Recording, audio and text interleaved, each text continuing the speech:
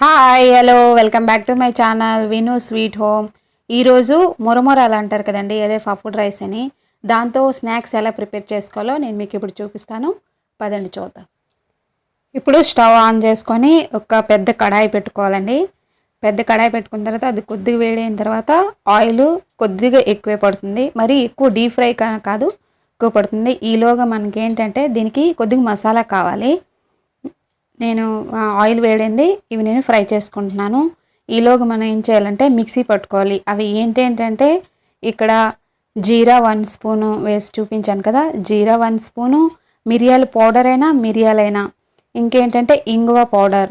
దీంట్లోన మనం తగినంత సాల్ట్, మిర్చి వేసుకోవాలి. సాల్ట్ కొద్దిగా తక్కువగా వేసుకోవాలండి, ఎందుకంటే మురమరాల్లో ఆల్రెడీ మనకి సాల్ట్ మిక్స్ అయి ఉంటుంది కదా. ఇవి చక్కగా ఇప్పుడు మిక్సీ పట్టుకోవాలి, ఇలా పౌడర్ చేసుకోవాలన్నమాట. పౌడర్ చేసి పక్కన పెట్టుకోవాలి. ఇవి వేరుశనగ పలుకులు ఫ్రై చేసేటప్పుడు కొద్దిగా జాగ్రత్తగా ఉండాలి. అవి బాగా ఫ్రై అయితే పేలుతాయి అనమాట, మొక్క మీదకి వస్తే. అందుకే కొద్దిగా జాగ్రత్తగా మనం ఫ్రై చేసుకోవాలి. మనం ఈ స్నాక్స్గా తయారు చేస్తున్నాం కదా, దీంట్లోకి కొద్దిగా ఎక్కువే 1 కప్పు నేను వేసుకుంటున్నాను. వేరుశనగ పలుకులు ఎక్కువ పడతాయి అన్నమాట. ఎక్కువ వేసుకుంటే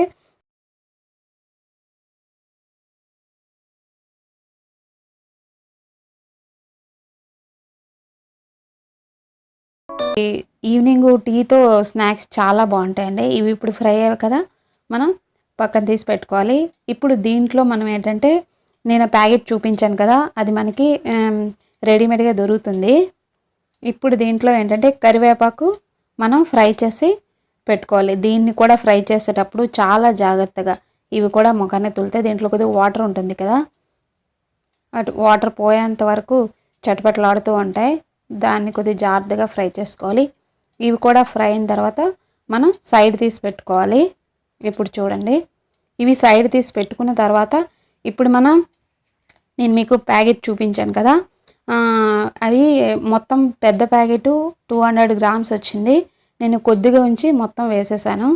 చూడండి, ఇదే ఆయిల్ మనం ఇలా వేసుకొని ఫ్లేమ్ మాత్రం చాలా స్లోలో పెట్టుకొని మనం మెల్లగా ఫ్రై చేసుకుంటూ ఉండాలి, మొత్తం కలిసేటట్లు. ఇదిగోండి, నేను మిగిలివి కూడా వేసేస్తున్నాను. కొద్దిగా మాత్రమే ఉంచాను, ఎందుకంటే కడాయి సరిపోవట్లేదని.